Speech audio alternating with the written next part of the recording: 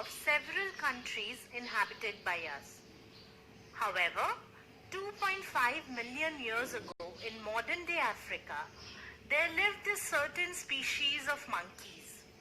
They ate the fruits that grew on the trees on which they lived. The area they lived in was heavily forested. They had long tails which helped them swing from one branch of the tree to another. So the tails helped them grasp objects, but their world was about to change.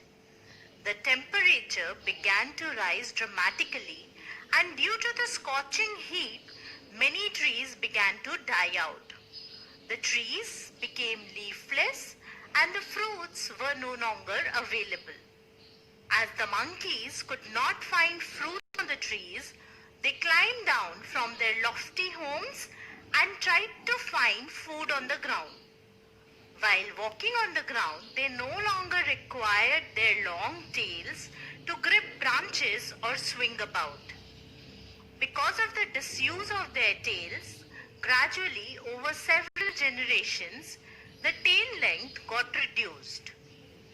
This new generation of monkeys walked about on the ground with their forelimbs and had a very reduced tail. These came to be known as apes. However, their troubles had not yet ended. Because of the extremely high temperature, the ground got scorched. No vegetation was left to sustain the apes. So they abandoned the place and began to migrate northwards in search of cooler climate and food. They finally reached the grasslands. Here they found food in abundance. But this region was full of flesh-eating predators. Since grasslands were vast open areas, there were not enough trees in which the apes could hide and protect themselves. The only way to escape from the predators was to try and outrun them. But their body structure was such that they kept stumbling because their shoulders and arms were bulkier than the rest of the body. Some of them tried to run on their hind limbs but failed. Clearly, they were not suited to live in the grasslands. But gradually, over generations, they began to adapt themselves to these new conditions. Their arms became shorter and less bulkier. Their feet also became longer in size to support their body weight while running on the ground. These species that were adapted for running were the first pre-humans that evolved from the apes.